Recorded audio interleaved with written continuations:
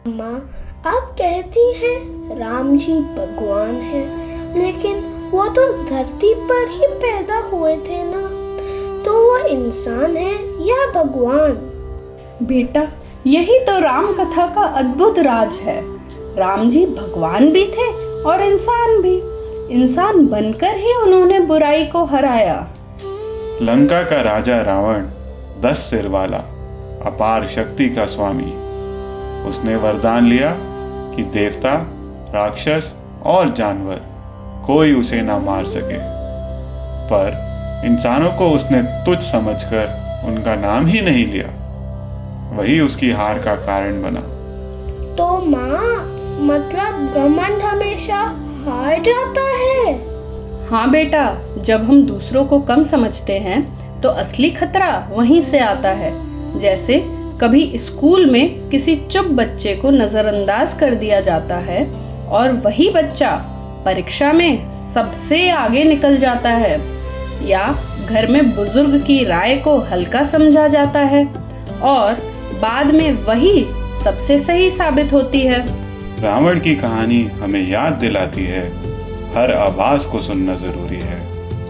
रावण के आतंक से परेशान देवता विष्णु जी के पास पहुंचे और बोले, केवल आप ही हमें बचा सकते हैं। देखो बेटा, जब सबसे ताकतवर भी असहाय हो जाते हैं तो वे भी भगवान से सहारा मांगते हैं। विष्णु जी ने वचन दिया, मैं मनुष्य रूप में जन्म लूंगा, राजा दशरथ के घर 4 पुत्रों के रूप में। चारों भाई भगवान से जुड़े थे? हाँ बेटा, राम जी विष्णु जी का पूरा अवतार थे, लक्ष्मण जी शेषनाग का अंश, भरत जी भगवान के शंख का और शत्रुघ्न जी भगवान के सुदर्शन चक्र का।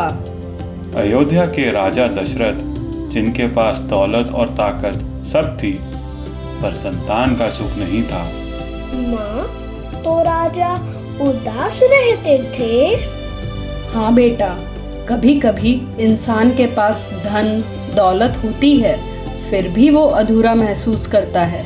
राजा ने हार नहीं मानी, उन्होंने ऋषियों से उपाय पूछा। यही सीख है कि जब हम किसी परेशानी में हो तो चुपचाप दुख झेलने की बजाय किसी समझदार से सलाह लेनी चाहिए। सही राह पाना अक्सर अकेले मुश्किल होता है। मार्गदर्शन लेना कमजोरी नहीं बल्कि समझदारी है।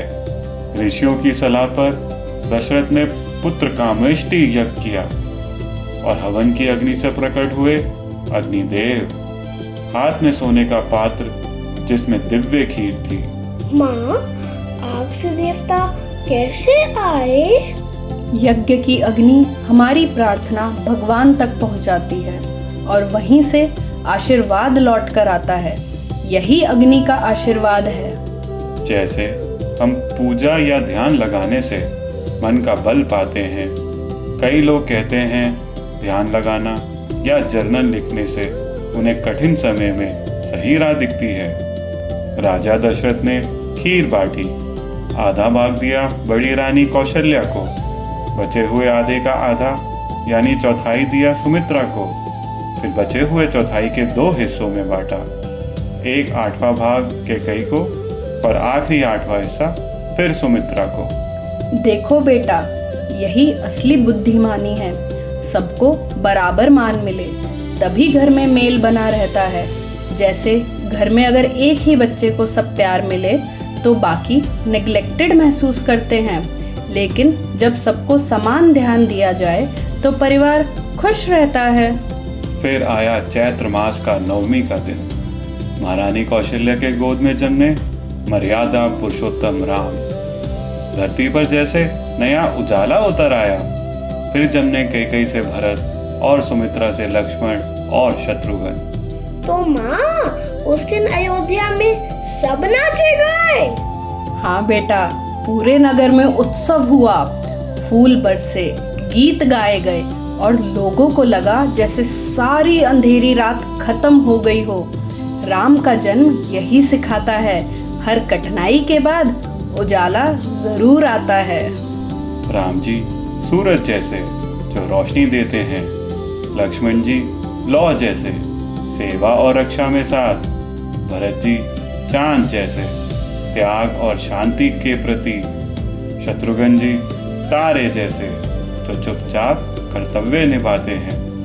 बेटा, जैसे एक परिवार में सबका स्वभाव अलग होता है, कोई जिम्मेदार, कोई सेवा भाव वाला, कोई त्यागी और कोई चुपचाप मदद करने वाला, सब जरूरी हैं, तभी घर पूरा होता है। यही संतुलन ही परिवार और समाज को मजबूत बनाता है। लोक कथाएं कहती हैं उसी खीर का अंश वायुदेव ने माता अंजना को पहुंचाया। वहीं जन्मे हनुमान जी जो राम के सबसे बड़े भक्त बने। मतलब माँ, राम जी और हनुमान जी का रिश्ता जन्म से ही था।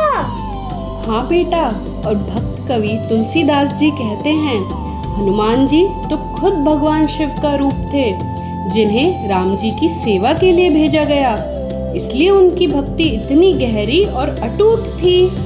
हर बड़े उद्देश्य के लिए मददगार अपने आप मिलते हैं। इस तरह राजा दशरथ के घर जन्मे 4 पुत्र। राम जी ने धर्म को मजबूत किया, लक्ष्मण जी ने सेवा की मिसाल दी, भरत जी ने प्रेम और त्याग दिखाया और शत्रुघ्न जी ने चुपचाप कर्तव्य निभाया। राम जन्म हमें यही सिखाता है, कभी किसी को छोटा मत समझो, संकट में सही सलाह लो, सबको बराबर मान दो और कठिनाई के बाद आने वाले उजाले पर भरोसा रखो।